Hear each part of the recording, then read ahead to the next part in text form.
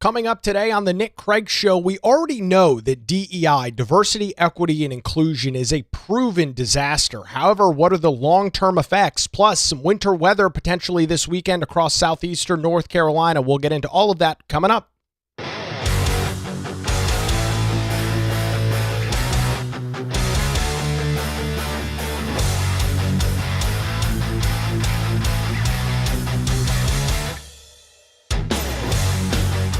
And a good Wednesday morning to you. Welcome into the Nick Craig Show, streaming live this morning on YouTube, Rumble, X, and Facebook. Don't forget that you can take the show with you 24/7 on demand by checking out the Nick Craig Show in your favorite podcast app.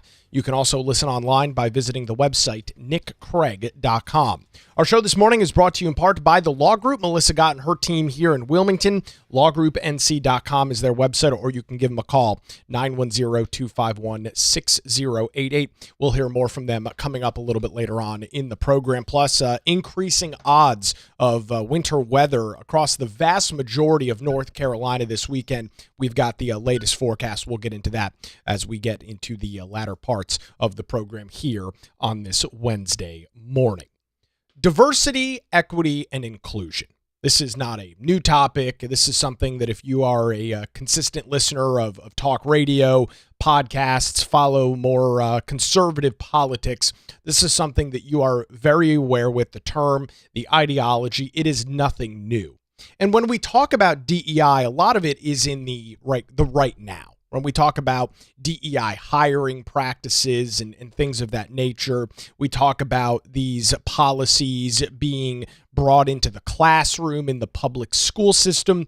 We know it's a disaster. We know it's got a proven track record of actually not doing anything of which it claims. Baked into the name, DEI, diversity, equity, and inclusion. There is no diversity in DEI. If you are a conservative, if you are a Republican, I'd even argue if you're a right-leaning, unaffiliated voter, the DEI crowd is not interested in hearing from you. So, I mean, right off the bat, this whole concept, this whole idea is a farce because they don't actually believe. The individuals that promote this stuff don't actually believe in diversity. When they use these terms, when they use this phrasing to describe what they're after, they don't practice what they preach at all. Individuals that express and use DEI as their North Star, they don't actually want diversity. They're not actually interested in things like diverse thought, or diverse opinions, diverse ideas, because many of those ideas and those concepts go against what they believe. So they want to shut that down. They want to ignore that conversation, ignore those opinions. So right off the bat, we know that DEI is nothing more than a complete and total farce. And so the question has always been, what are some of the long-term implications? What are some of the long-term impacts of DEI? And there's been a lot of discussion about this in more recent years. We really have seen over the last decade or so, maybe the last 5 years, DEI take off and become an insanely large business. When you look at some of the size and some of the scope of DEI, it is a multi-billion-dollar business. There are individuals in that space, in the DEI space, that are getting filthy rich off of DEI. Now, let me be clear. If you have a service, something that you provide and you can make money from it, at the core, I'm a capitalist. I don't have a problem at all with you selling a service and getting filthy rich off of it. That's not my issue. I don't particularly care if that's what you want to do. I don't agree with it. I don't think DEI is beneficial or helpful, but if you can get rich off of it, I say have at it. It's not my position. It's not my place to say you're not allowed to sell those services. I bring that up because it has impacted nearly every facet of our society. We saw a lot of it in government. Fortunately, the Trump administration has done a very good job at rolling some of this back. We've seen it permeate state and local governments, fortunately, like here in North Carolina and in other states that tend to have Republican majorities in their legislature. We are starting to see the rollback there. Similar situation ongoing within school systems. We've seen Democrat school boards force and pass DEI things and try and get that into the classroom. Fortunately, in some places as well, we've seen a similar thing there. Republican majorities on school boards are rolling this stuff back. And so fortunately, the work is being done. I think the American people have wised up to what exactly is going on here, and they are not interested. They don't agree with the vast majority of what DEI actually is. And see, the left is really good at this stuff, right? Because when you say DEI, when you lay out the acronym, diversity, equity, and inclusion, almost everybody, I would argue everybody, is in favor of that stuff, right? I don't shy away from diversity. I don't shy away from inclusion. Equity, the definition of that is a little bit gray for me. I don't shy away from this stuff. I like diversity. I like having diverse thought, diverse opinions. I don't shy away. I don't hide from that. I don't run away when somebody challenges me on something. I appreciate diversity. I want there to be inclusive discussions and conversations. I like that stuff. And I think many folks on the right are truly interested in that. But as I just laid out a few minutes ago, the DEI crowd is not actually interested in those discussions at all. So the left has done a good job at hiding what is going on with DEI under this very friendly name, diversity, equity, and inclusion. I recently stumbled upon a report from the Buckley Institute, which is a group that is, and I'm reading this now directly from their website. The Buckley Institute focuses on fostering intellectual diversity, there's the key word, at Yale. Launched by William F. Buckley Jr., program by undergraduates in 2011 under the guidance of Professor Donald Kagan, the Buckley Institute attracts students across the political spectrum, bolstering free speech at Yale and beyond. Our flagship effort remains our student organization, the William F. Buckley Jr. program, now with over 730 student fellows. Sounds like it's a pretty good group based on the name. They're interested in fostering intellectual diversity. That's something I agree with. And so they recently conducted a report at the end of 2025 called A Report on Faculty Political Diversity.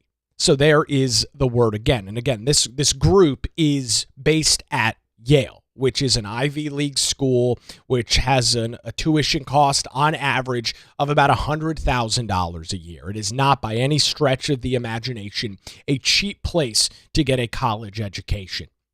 And so this report conducted by the Buckley Institute, surprise, surprise, lays out how there is very little intellectual diversity at Yale. The DEI crowd is proving that they're not actually interested in diversity. Reading directly from the report. This year, the Buckley Institute built on the progress of last year's efforts and examined the political leanings of 1,666 faculty members across 43 undergraduate degree granting departments, as well as the law school and school of management. The Buckley Institute's research found that in undergraduate departments and the law and management schools, 82.3% of faculty are registered Democrats or primarily support Democrat candidates. By contrast, only 15.4% are independents, and a barn-burning 2.3% of its faculty are Republicans. 27 out of 43 undergraduate departments had no Republicans at all. More than half of the undergraduate degree programs at Yale University do not have a single individual that is a Republican, that is a conservative, that has Republican or conservative ideals at this university. So explain to me how this is diverse. If you are a member of the DEI crowd, the diversity, equity, and inclusion gang, tell me where the diversity is right here. More than 1,600 faculty members. Only 2.3% are either registered Republicans or primarily support Republican candidates. This is the issue with DEI. It sounds good on paper. I would even argue it looks good on paper. The concept built right into the name looks pretty good. Most people probably agree with it. But you just begin to scratch the surface just a little bit, and you find that the whole thing is a scam, that the entire thing is propped up on a bunch of garbage and nonsense. And so for now, the second year, the Buckley Institute out at Yale University has proven that there is very little, if any, diversity within the college campus. So diving into some additional details of this report, again, published by the Buckley Institute, the report named Faculty Political Diversity, and it lists out all of the 43 departments that they looked at Yale University, including the School of Law and School of Management, and the numbers are absolutely astonishing. It goes through every single group, every single undergraduate degree, and it shows a very disturbing story that there are little, if any, registered Republicans in these organizations, in these degree programs. And so immediately you can make the argument, and I think rightfully so, that there is little to zero diversity. For example, taking the engineering departments. This is 5 different engineering departments at Yale, something that Yale is pretty well known for. You have 189 total faculty. 130 individuals were identified as having political leanings. Out of that, 88 were registered or identified with the Democrat Party, only 9 Republicans. So that's 67% Democrat, 25% independent or unaffiliated, and less than 7% Republican. Only works out to 9 individual faculty members. And the list goes on and on and on. Across 5 biological science departments, only 2 identified Republicans, a whopping 1.4%. How about the 4 health and medicine departments at Yale University? Only 7 total identified Republicans, either registered or based on their political activity. And then it breaks down these individual programs. How about this for you? American Studies. You know, it's a pretty large group. There's 52 total faculty members. Out of the 52, there were 51 totally identified individuals that they could determine some sort of political leaning or bend on. 44% of them were Democrats, 0 were Republicans. 86% of that department is Democratic, 13% is independent, and a big fat 0% are Republicans. 0. This is American history. Does that not rub you the wrong way? Would you not argue that there might be a problem there when you are, quote unquote, teaching American history, and there's not even a single guy in the room that has a conservative or Republican lean? Not even close. 0. There's not even one guy yelling in the corner. There's nobody. There's not a single person. And as you continue to go through this report, which I'll have in the show notes over at patreon.com/Nick Craig, the list goes on and on and on, with some major departments, things that you would expect that there would be some level of political diversity in. Chemistry, pretty big deal. 30 faculty, 0 Republicans. Surprise, surprise. And it's a miserable report here that is being brought forward by Yale University. How about computer science? Not that that's political, but the computer science department, 54 employees, 3 identified Republicans. It's awful. And now there are some that you would expect that have no registered Republicans. Oh, this is probably my favorite one, though. Economics. That's something that, yes, in fact, there is a pretty large political lean to. The way in which you go about economic thought, whether you are somebody that believes or does not believe in things like trickle-down economics, or maybe you're somebody that believes in socialism. That's a pretty big economic idea that is pushed by those on the political left. 123 total faculty in that department. There is a total identified Republican in the economics department at Yale. 78% Democrat, 20% independent, 1.1% Republican, which is just literally one guy. What a mess. What a disaster. And so I'll ask the question again. Where's the diversity? I mean, this is what we've been told now for years. We need DEI in every facet of our life so that we can understand what other people think, so that all of this phenomenal stuff can happen and can be completed. Yet the individuals that practice this stuff and preach this stuff the loudest don't bother playing by the game of don't bother playing by the rules that they seemingly have set. And we're only about halfway through this report. It's a 60-page report that goes through all 43 of these departments, and each page is worse than the next when it comes to the amount of intellectual diversity that exists in some of these departments. How about this? Global affairs. I would argue that's pretty political. I would argue that the political lean of somebody is a pretty big idea. Now, I'll admit it's not a huge department. There's only 17 faculty. But lo and behold, no Republicans in that department. How about history? History, that's a pretty big one. 74 staff members, 55 identified as Republicans, or as Democrats, 55 registered or identified Democrats, 1 Republican. And again, it goes on and on and on and on. How about this one? Law. 70 faculty members, 62 identified as Democrat, 1 is Republican. I could sit here the entire rest of the show and go through page after page after page in this PDF, which was produced by the Buckley Institute, and it will show you the exact same thing.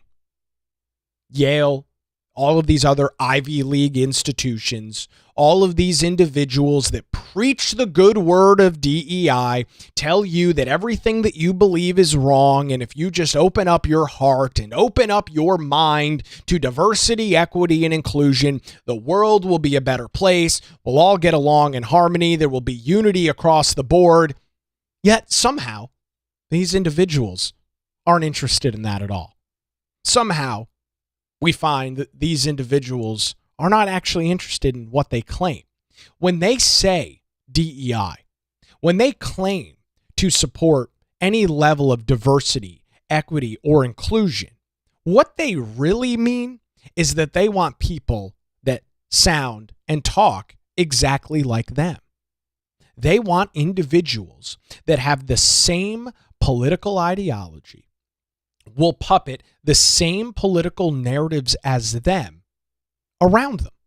They have done a good job, and I think it's detrimental long term, but I guess in the immediate short term, they have done a very good job at insulating themselves. They have done a very good job at making this situation seem like it's normal. And I will contend to you that this is anything but normal. These institutions, these highfalutin Ivy League schools, which produce all of these socialist Marxist individuals that are now running public education systems, are all over the place. They're not interested in hearing what I have to say. They're not interested in hearing what you have to say, or anybody on the opposite side of the political aisle. Yet they will continue to carry the torch of DEI. They will continue to push these agendas and narratives. But when they're pressed on it, when they're asked about why is this the case, they'll run from it. They'll claim it's not real. They'll claim it's not happening, that it's not a big issue at all. I contend to you today that it is, in fact, a major, major issue. We've got some comments coming in on our Rumble live chat. DEI is the king of luxury beliefs. The term luxury belief was coined by Rob Henderson, inspired by his time at Yale. In other words, elites who are bored rich people come up with these stupid ideas like DEI or defund the police. Then they embrace these ideas and they trickle down to the great unwashed. Very, very well said. Thank you for that comment on our Rumble live chat this morning. All of that is 100% the case. And so, excuse me, as we continue this discussion over DEI, all of this is surrounding this Buckley Institute report that shows that there is very little, if any, political diversity within the faculty at Yale University. It sparked an article over at Real Clear Science with, I think, a pretty concerning headline. The headline is this: fixing DEI's damage to academic science could take a generation. And the article reads, in part, according to the Buckley Institute, Republican professors at Yale are an endangered species. We've come to expect such a political monoculture in humanities and social science departments, but even in Yale's science faculties, Republican professors have become rare finds. The article reads, why should this be? Here's a hint. Diversity, equity, and inclusion ideology has thoroughly penetrated and politicized Yale's academic sciences. And again, looking at the data, looking at the report from the Buckley Institute, I think it backs up that point very, very well. And the article goes on to say, Yale is not alone. The National Association of Scholars, also known as NAS, just spent several years examining how deeply embedded DEI ideology has become in undergraduate and graduate science education and research. As part of this effort, we conducted forensic case studies of the growth of DEI ideology in 3 of America's top institutions of science and technology: Massachusetts Institute of Technology, also known as MIT, the Georgia Institute of Technology, Georgia Tech, and the California Institute of Technology, Caltech. These case studies show in detail how identity politics took over institutions that had built stellar reputations on competence, integrity, and intellectual merit. The message is clear. DEI has had a profound corrosive effect on academic sciences. And the article says this, which is one of the best lines in the article. Keep this in mind next time somebody tells you to, quote, follow the science. And so this is the long-term damage that I'm talking about.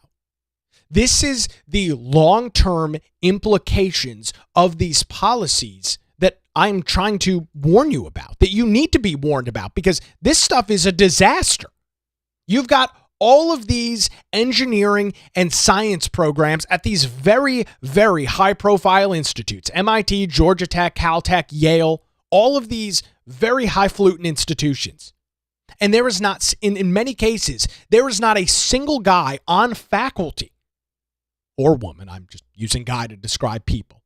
There's not a single guy in the faculty that will be able to offer a diverse viewpoint on something if need be. Now, certain things you would argue, and I think I'll take this argument with some level of success. There are certain arguments and certain discussions where you would say, well, there's no need for Republicans or Democrats. This is not a political thing. Sure. I mean, I can understand that in some regards. I mean, you look at, like basic mathematics.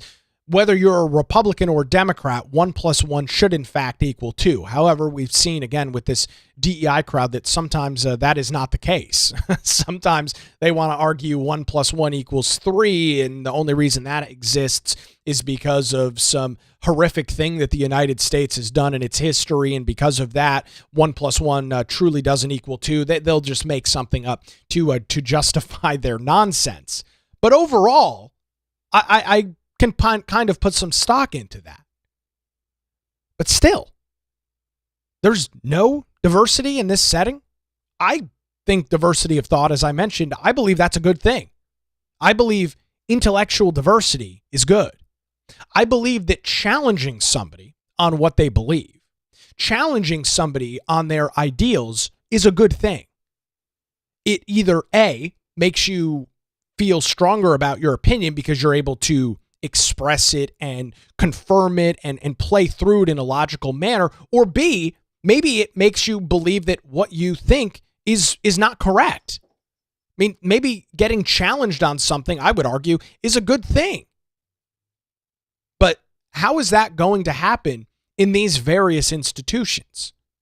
Where is the intellectual challenge going to come from? From the other professors that all are bleeding heart, out of control progressive liberals? They're going to challenge your ideas? They're going to challenge themselves? No, absolutely not. They've created this echo chamber. They've created this workplace in which nobody disagrees. And it's not just in the case of what we're talking about today. Obviously, we're talking about education, higher education, Yale, Georgia Tech, MIT, Caltech, institutions of that nature. But this is something you see in many sectors. My favorite example to use is mainstream media, where a very similar thing has taken place, where you go to these newsrooms, you go to a CNN newsroom, you go to an MS Now newsroom. My favorite example, you go to the NPR newsroom, and you will find that there is, in some cases, not a single person that has a different political ideology in these places. It's bad enough in academia. It's way worse when you look at a situation where somebody is supposed to be covering a inherently political topic, but they are so tied up in their ideology and there's nobody to challenge them on it, that whatever they think and feel, everybody around them is a bunch of lemmings and says the exact same thing. Continuing with the article, it reads, because the sciences are so tightly aligned to national prosperity and security, it's particularly urgent that DEI ideology be purged from the academic sciences. Science can't work under a regime of DEI because it replaces merit and intellectual freedom with identity, politics, and intellectual conformity. While there is a growing agreement that DEI ideology ought to be removed from our colleges and universities, purging it is likely to be a generational project. Interesting. This is because DEI ideology has become so deeply entrenched in our colleges and universities. Government research and education policy has been an instrument for digging in. Policy reforms will be essential tools for shoveling it out. These reforms must be enacted swiftly before the damage DEI has inflicted on American sciences becomes irreparable. That is a scary proposition. The idea that the next generation of individuals in these sectors, in these fields, are not, and there's, I think, a lot of evidence to back this up, that they are not capable of having any sort of diverse ideas or diverse thoughts is truly terrifying. And I love in the article, I read it earlier, the meme from 2020, which was, oh, you got to trust the science. What are you, crazy? Oh, you don't believe that getting a COVID vaccine solves the problems? You're a science denier. How dare you make such assertion? How dare you suggest such a thing might be true? You just have to sit down, shut up, and trust the science. And these are the individuals that you're going to be trusting, that have been conformed around one political ideology their entire educational career. We're talking about, of course, college in this case, where you're going and learning and building on a trade. One interesting thing to note in the article, it reads, one solution is to change conditions for awarding federal government grants. Federal science grants provide an enormous portion of funding for science departments. Presently, conforming to DEI ideology is a de facto condition for funding. Yet DEI ideology is a de facto violation of the federal civil rights law. A policy to deny funding to any university that engages in such actions of racial and sexual discrimination would provide a great incentive for universities to cease their DEI misconduct. Couldn't agree with that anymore. We'll get into more of this report from the Buckley Institute and this interesting article over at Real Clear Sciences coming up after this. Before that, I want to tell you about the law group here in Wilmington and thank Melissa Gott and her team for their continued support of the Nick Craig Show, and remind you that when legal challenges arise, make sure you put your trust in the law group. Since 2003, their experienced attorneys have provided high-quality, affordable legal services across eastern North Carolina. Whether you're facing a divorce, navigating a real estate transaction, or maybe you're in a position where you need a strong defense. If so, the law group has your back. Their dedicated team ensures your questions are answered and issues are resolved as quickly as possible. Great news, ladies and gentlemen. They're located in downtown Wilmington, and just a phone call away at 910-251-6088, or you can visit them online at lawgroupnc.com. Give them a call, 910-251-6088, or their website, lawgroupnc.com. The Law Group, experience and dedication you can rely on. We appreciate Melissa Gott and her team's support of the Nick Craig Show. All right, we'll grab a quick break. On the other side, we'll continue the discussion of this Buckley Institute report, as well as this article over at Real Clear Science, plus your comments as well as the Nick Craig Show rolls on a Wednesday morning, streaming live on YouTube, Rumble, X, Facebook, and available 24/7 wherever you get your podcasts.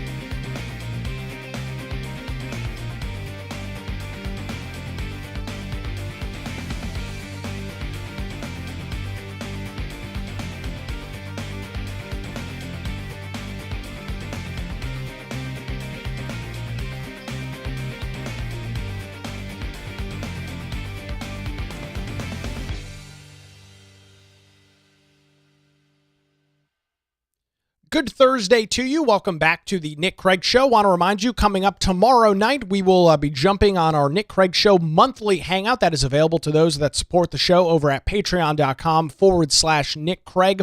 We get together once a month. It is a great opportunity to chat about all of the news, topics, and issues of the day. That's taking place tomorrow night. That's Thursday, January the 29th, 7 p.m. If you are interested, you can still sign up. Patreon.com/Nick Craig. Always a great conversation. Look forward to seeing everybody tomorrow night. We are continuing this very interesting discussion today. A report out from the Buckley Institute, a report on faculty political diversity showing that there is little, if any, diversity within Yale University, and other reports showing similar situations at other major universities across the United States, which is completely stymied intellectual diversity, has completely cut off the ability for individuals to critically think because they're never being challenged on anything. If you're never challenged on anything, you're just going to believe what you believe, and it becomes gospel.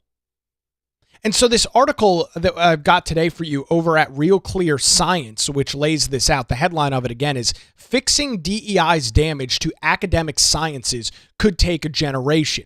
And so the question is, how do we begin the process of fixing this? It's one thing, and for those that have been longtime followers of me when I was back hosting mornings in Wilmington, you know that I'm not a fan of talking about something just for whatever reason. If I'm going to bring up a topic, if we're going to have a discussion on something, there needs to be some sort of solution or pathway forward. It's one thing, I just don't sit and complain about things. We got to figure out, all right, this is obviously a problem. We've identified the problem. I think most people are in agreement, at least on the conservative right, are in agreement that this is a problem. The question is, where do we go from here?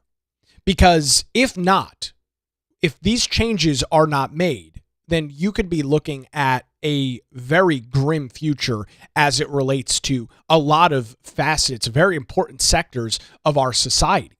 So the long-term goal here has to be, and from the political left, the long-term goal is essentially reforming all of these sciences, reforming all of these things to fit into a nice little bucket that they disagree with.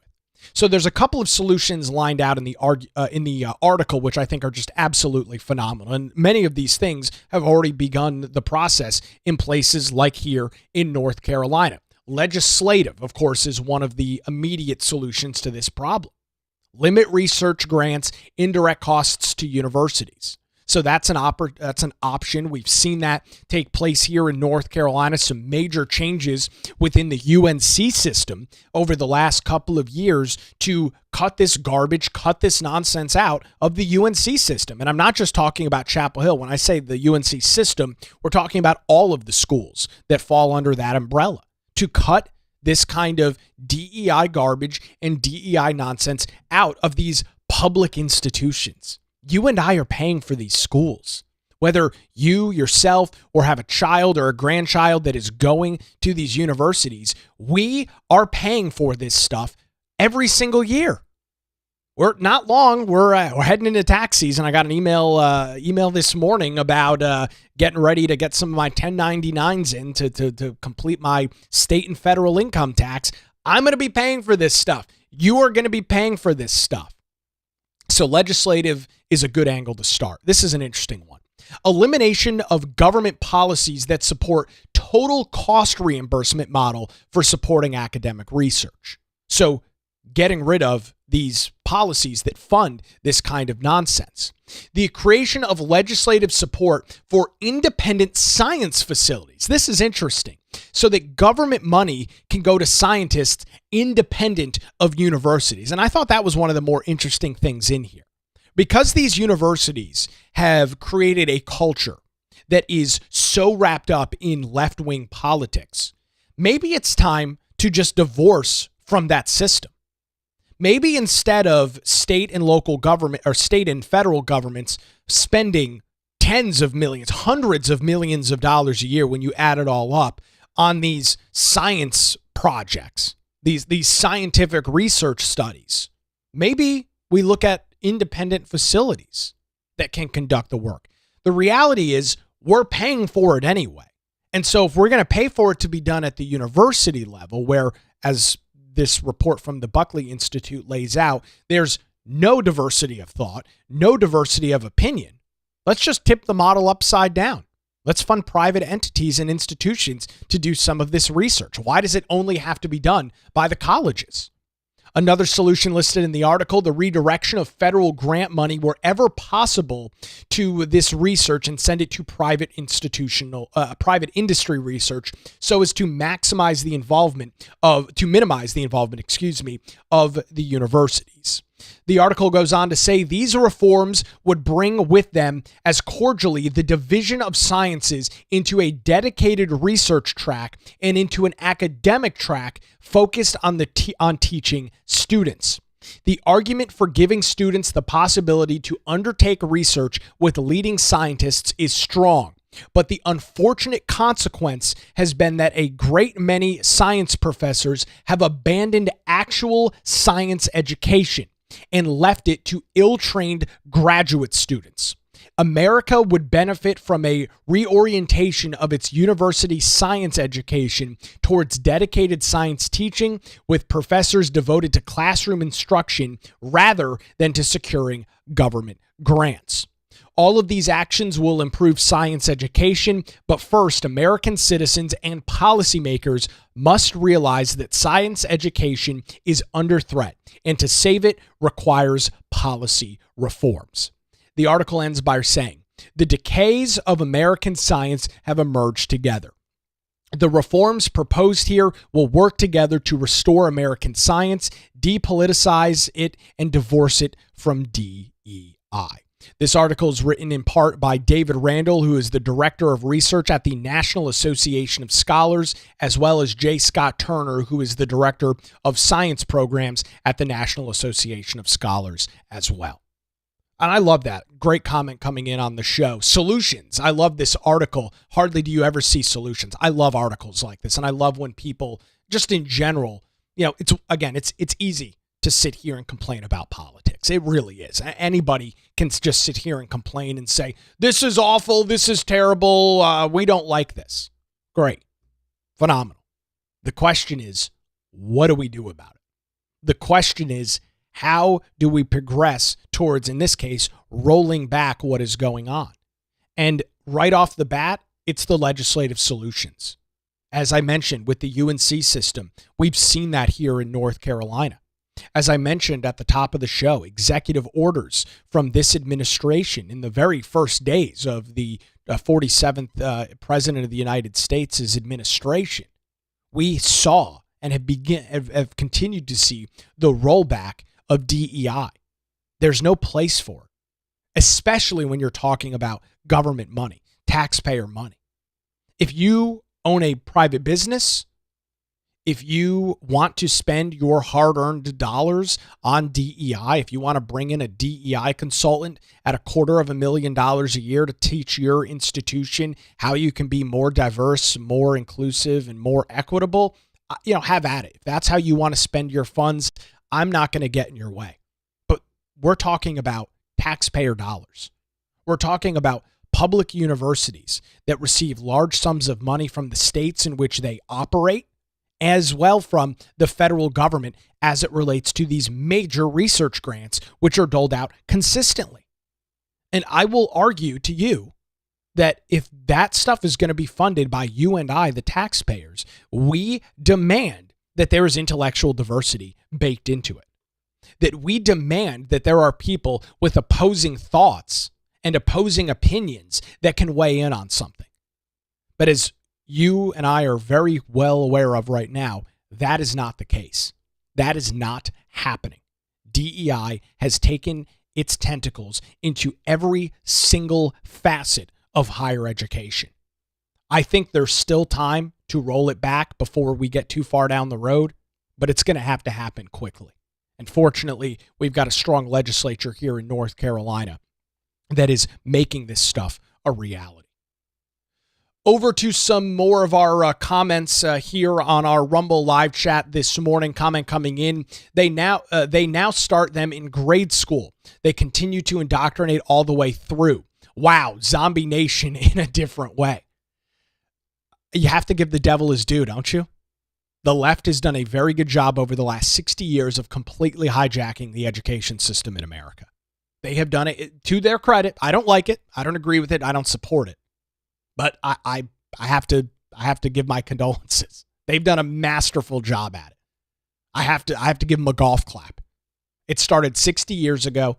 Republicans and conservatives, for the most part, have been checked out on it. We've been asleep at the wheel on the issue, and it's now finally coming to fruition. A lot of this really only happened. One of the silver linings, if you want to call it that, of the disaster that was COVID-19.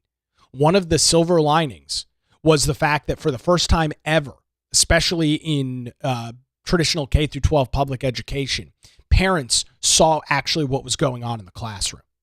As many children here in North Carolina, here in New Hanover County, due to the Democrat-run school board, as children were sent home for more than a year and learned remotely through Zoom and other sorts of online classes, while your child was sitting at the dinner table taking class, you were at home listening to it. And many parents said, you're teaching what? What the hell's going on here? This is supposed to be a math class, and you're teaching my son or my daughter about what it is to be an oppressor, or because of their skin color, they're oppressed? What the hell? That's why you've seen in the last couple of years an insurgence of Republicans taking the majority on school boards, like we saw here in New Hanover County in 2022, where now you currently have a 5-2 Republican majority.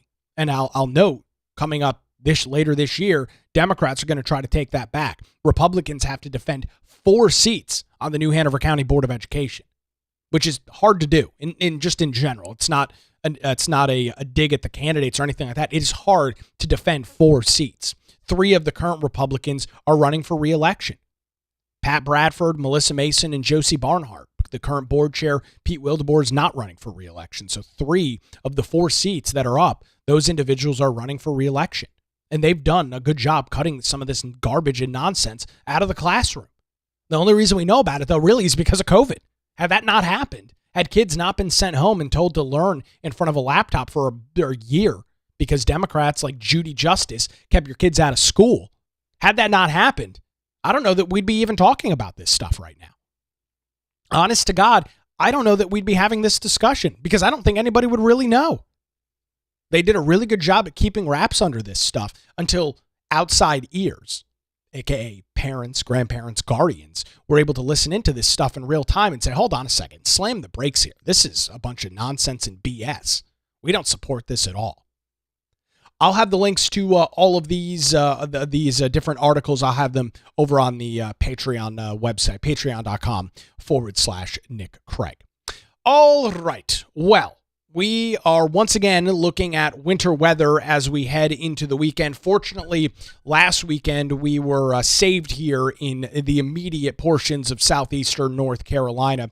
This is due to the fact that the temperatures were practically just too warm. The temperatures were in the 40s when rain rolled around Sunday evening into Sunday night, and because temperatures were well above freezing, we didn't deal with anything but a little bit of rain. However, this weekend, we are looking at a very different situation unfolding. And yes, it is still far out. It is only Wednesday morning. There's still a lot of time to go here. However, model guidance and model consensus is seemingly indicating that we are likely to see some sort of winter weather across the vast majority of North Carolina. This is an interesting chart that I've got. This is called the WSSI. It stands for the Winter Storm Severity Index. This is a product of NOAA, the National Oceanic and Atmospheric Administration, as well as part of the National Weather Service. And it shows the probability of winter weather. This period of time that is on the chart, that is on the map right now, would be valid 1 a.m. Sunday morning, and you can already see a 50% chance of winter weather here across southeastern North Carolina. I'll lower the opacity on this just a little bit so you can see the Wilmington area.